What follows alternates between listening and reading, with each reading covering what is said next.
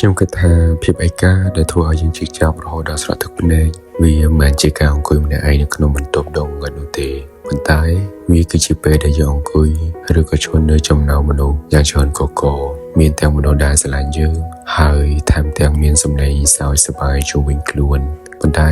វិញ្ញាណរបស់យើងវិញបែរជាមានអារម្មណ៍ថាឯកានិងដាច់ឆ្ងាយពីពួកគាត់រហូតដល់កម្រិតសូន្យស្លាប់ក៏មែនហើយក៏រស់ក៏មែនដែរវាជាភាពវិប្លែកហត់ដ៏សាយល្វើយរ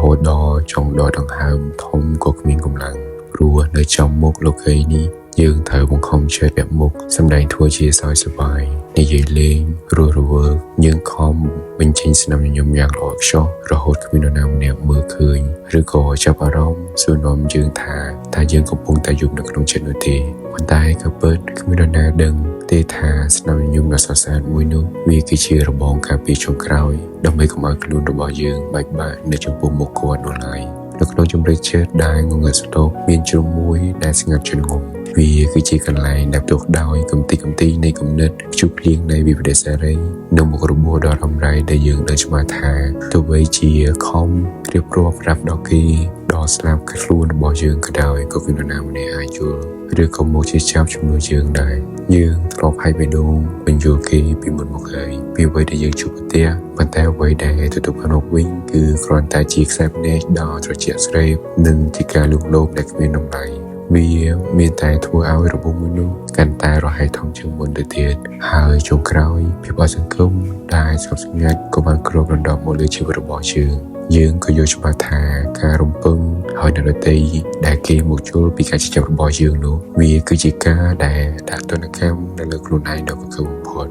ហើយចាប់ពីពេលនោះមកអ្វីៗគ្រប់យ៉ាងក៏ងងឹតស្រួនយើងឈប់ស្វែងរកពន្លឺឬក៏ភាពកក់ក្ដៅពីមនុស្សជុំវិញខ្លួនរបស់យើងបានបិទភ្នែកលាតដៃសូមក្តីមេត្តាឬក៏រំពឹងថានឹងមាននរណាម្នាក់មកមើលឃើញពីដំណក់ទឹកភ្នែកដែលហូរចេញពីខាងក្នុងបេះដូងរបស់យើងទៀតហើយយើងជ្រើសរើសដកថយមកវិញនៅក្នុងភាពស្ងប់ស្ងាត់ក៏ចាប់ផ្ដើមសង់កំផែងចិត្តឲ្យខ្ពស់ចាក់សោទ្វារឲ្យជិតហើយក៏រៀនដកដង្ហើមរស់រានមានជីវិតនៅក្នុងពិភពដែលបែកបាក់នៃគំនិតផ្ទាល់ខ្លួនរបស់យើងខ្លាចជាអ្នកដែលកំដរខ្លួនឯងជាអ្នកព្យាយាមរងរបួសខ្លួនឯងនិងជាអ្នកលាក់បាំងដ៏សានជិះចាប់នោះរហូតដល់ថ្ងៃស្លាប់ដោយខ្លួនឯងដែរពីព្រោះនៅទីបំផុតមានតែនៅក្នុងភាពស្ងាត់ដ៏យប់ជ្រៅនេះទេដែលជាកន្លែងតែមួយគត់ដែលយើងអាចស្រក់ទឹកភ្នែកបានដោយមិនចាំបាច់នឿយហត់ឬក៏ធ្វើជាការសម្ដែងឲ្យមនុស្សគ្រប់គ្នាបានដឹងថាយើងរឹងមាំនោះឡើយ